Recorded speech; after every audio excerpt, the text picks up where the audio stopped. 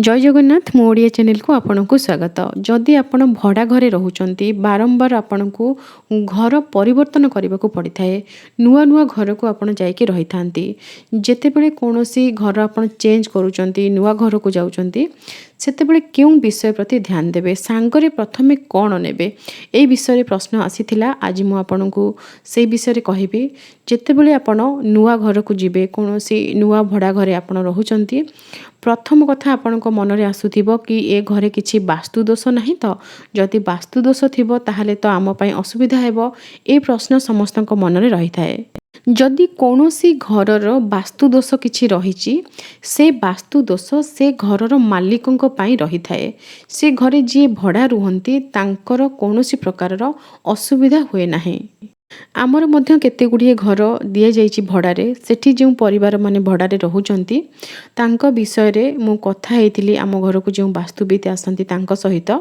तो सी कहिथिले कि घरे जदि किछि भी वास्तु दोष थिबो ताहाले आपणकर असुविधा हेबो सेमानकर किछि भी असुविधा हेबो नाही। काहेकि ना ए घर आपणकर गोत्र रे आपणकर नाम रे पूजा करा जाइछि वास्तु पूजा आपणकर नाम एवं गोत्र रे करा जाइछि। तेनु घरर जे मालिक तांकर असुविधा हुए किंतु जे माने भड़ा रुहंती सेमानक पई कोनोसी प्रकारर विपद नाही।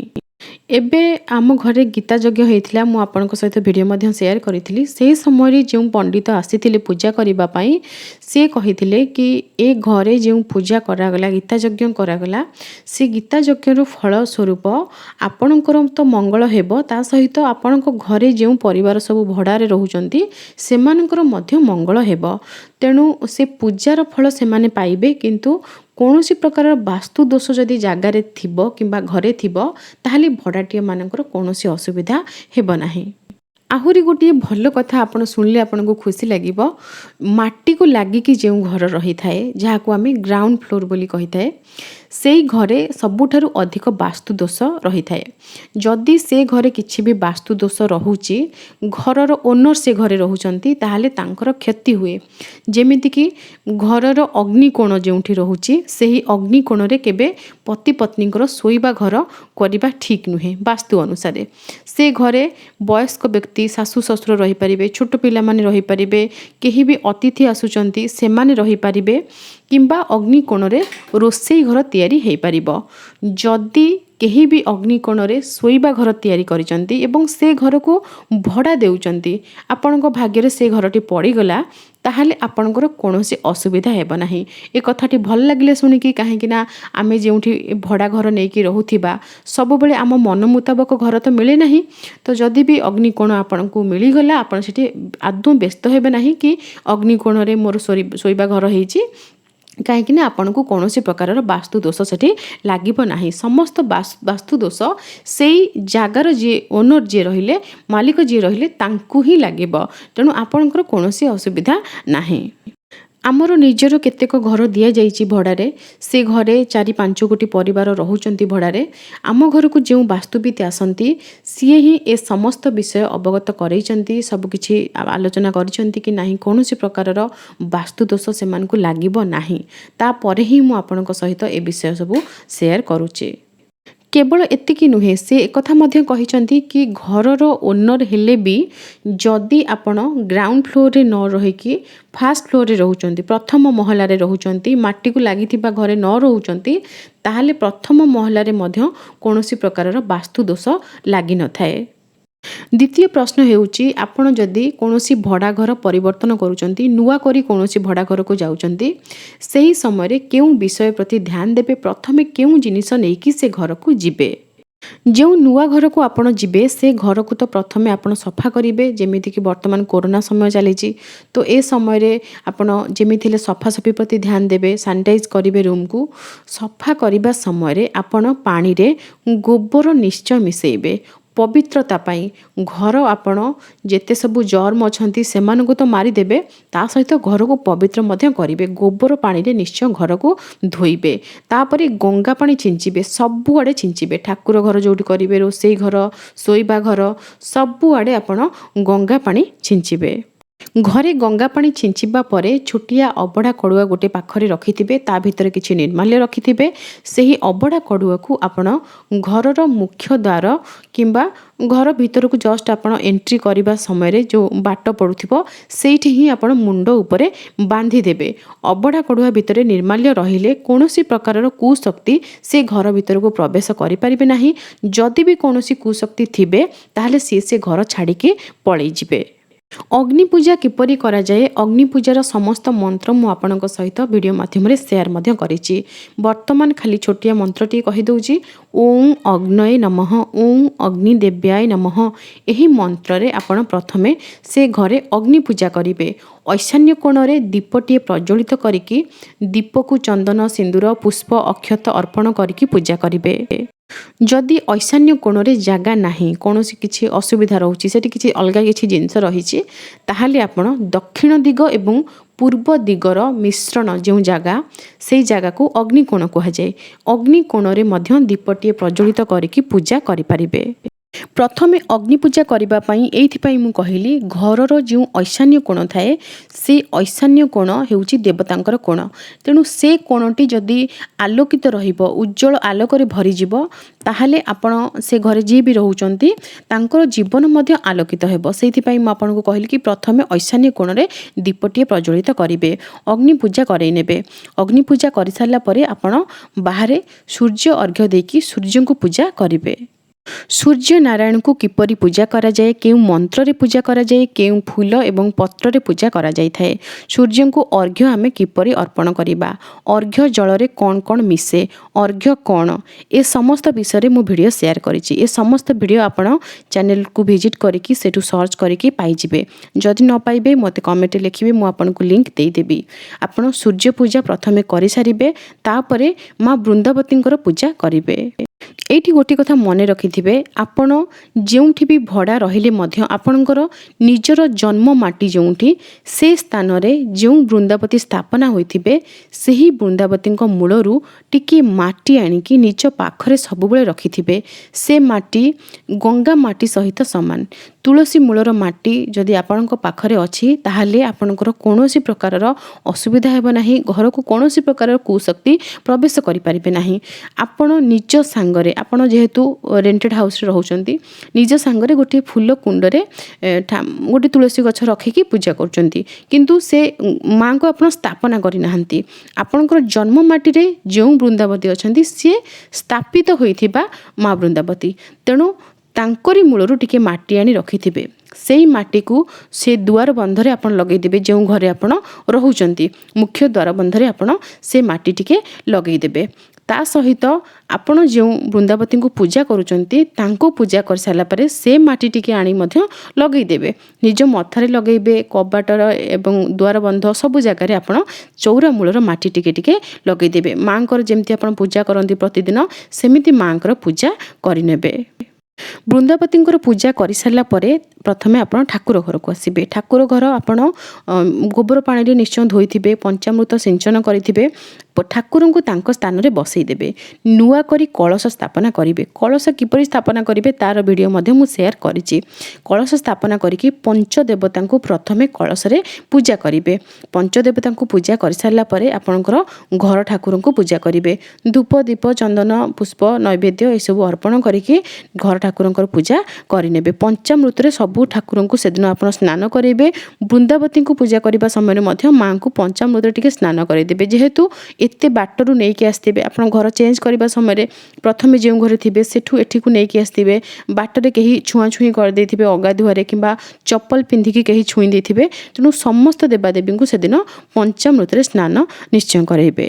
ଘର ଠାକୁରଙ୍କର ପୂଜା କରିସାରିଲା ପରେ ଠାକୁରଙ୍କର ଛଡ଼ା ଚନ୍ଦନ ଏବଂ ସିନ୍ଦୁର ତାକୁ ଆଣିକି ସବୁ ଦୁଆର ବନ୍ଧରେ ଆପଣ ଲଗେଇଦେବେ, କବାଟରେ ଲଗେଇଦେବେ, ସ୍ୱସ୍ତିକ ଲେଖିଦେବେ।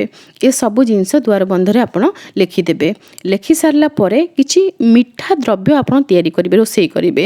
ମିଠା ଦ୍ରବ୍ୟ କଲେ ମିଠା ଖେଚୁଡ଼ି, ଅରୁଆ ଚାଉଳ, ସେଥିରେ ମୁଗ ଡାଲି, ଅଦା ଛେଚା, ତେଜପତ୍ର ଏଇସବୁ ଜିନିଷ ପକାଇକି ଆପଣ ଖେଚୁଡ଼ି ତିଆରି କରିବେ। ସେଥିରେ ଟିକେ ମିଶ୍ରି କିମ୍ବା ଗୁଡ଼ ଟିକେ ପକାଇଦେବେ। ମିଠା ଖେଚୁଡ଼ି କିମ୍ବା କ୍ଷୀରି ଏଇଭଳି ମିଠା ଜିନିଷ କିଛି ତିଆରି କରିବେ।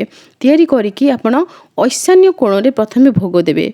ईशान कोण जहाको आमे देवतांकर कोण कहि थाए सेही कोण रे प्रथमे भोग लगेबे। जदि सेठी सुविधा नाही ताहाले आपण निजर घर ठाकुरंक पाखरे भोग लगेबे। घर ठाकुर आपण जेउठी रखिथिबे तांको पाखरे भोग लगेई देबे। भोग लगेई सारला परे बाहर टिके सेही भोग देई देबे। भोग कहले माने ठाकुरंक भोगरु देबेनी, माने अलगा भोग बाढ़िबे बाहर पाई। बाहर जेमती बारियाडे दिया जाए सेमिति आपण बारियाडे किछि भोग देबे।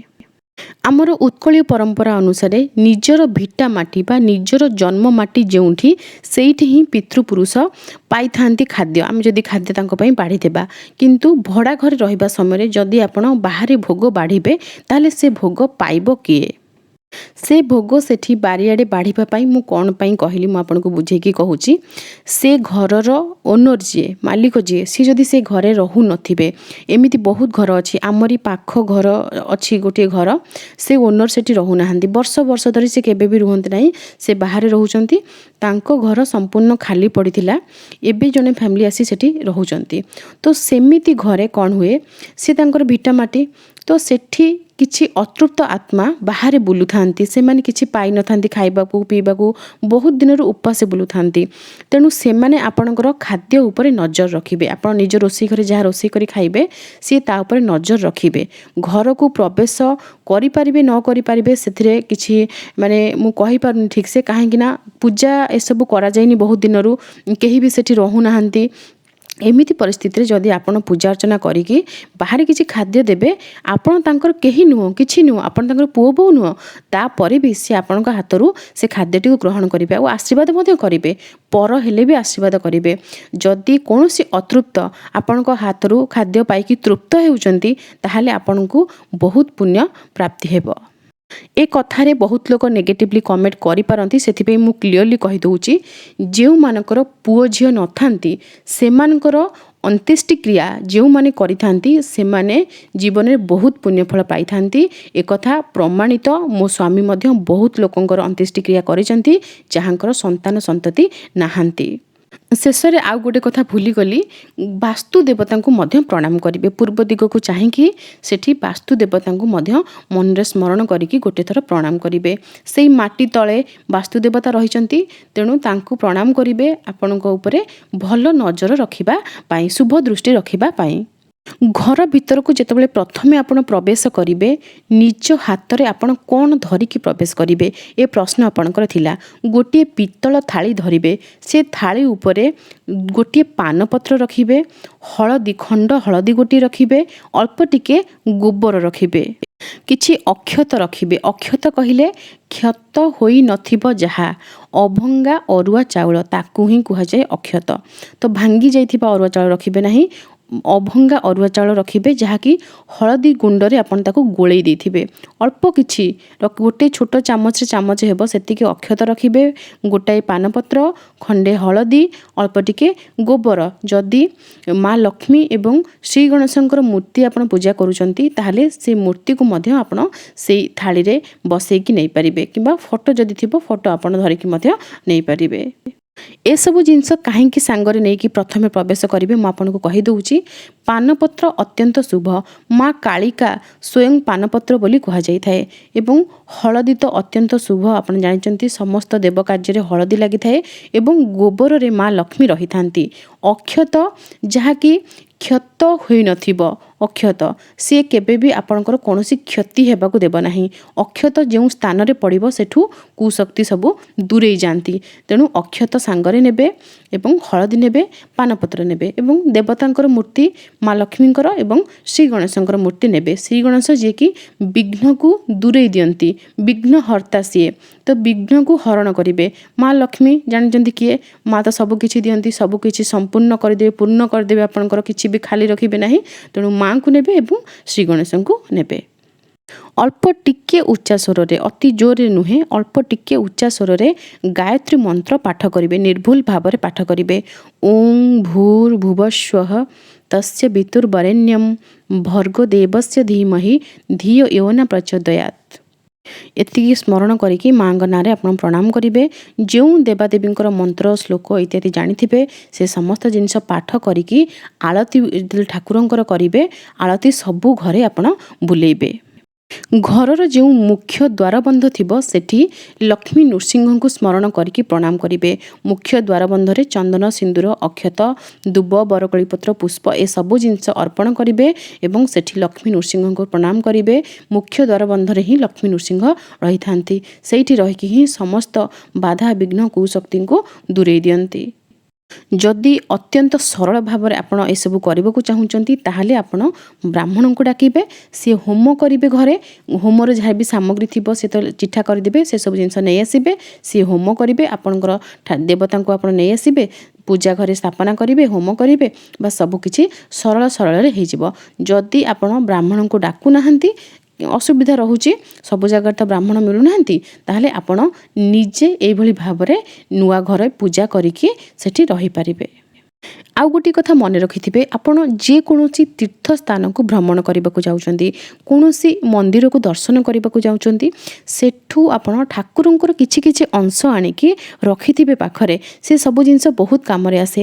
ଛୁଆ ଯଦି କାନ୍ଦୁଛନ୍ତି ଭୟଭୀତ ହେଇଯାଉଛନ୍ତି ଆପଣ ମହାପ୍ରଭୁ ଜଗନ୍ନାଥଙ୍କର ଟିକେ ଛଡ଼ା ତୁଳସୀ ତାଙ୍କ ମୁଣ୍ଡରେ ଛୁଆଇଁ ଦେବେ ଦେଖିବେ କାନ୍ଦ ବନ୍ଦ ହେଇଯିବ। ଉଦାହରଣ ଦେଇକି ମୁଁ ଆପଣଙ୍କୁ କହୁଛି ଯଦି ଆପଣ ପୁରୀ ଯାଇଛନ୍ତି ତାହେଲେ ଶ୍ରୀମନ୍ଦିରରୁ ଆପଣ ଟିକେ ମାଟି ଆଣିପାରିବେ। ସେଠି ମହାପ୍ରଭୁ ଜଗନ୍ନାଥଙ୍କର ଛଡ଼ା ତୁଳସୀ ଟିକେ ଆଣିପାରିବେ।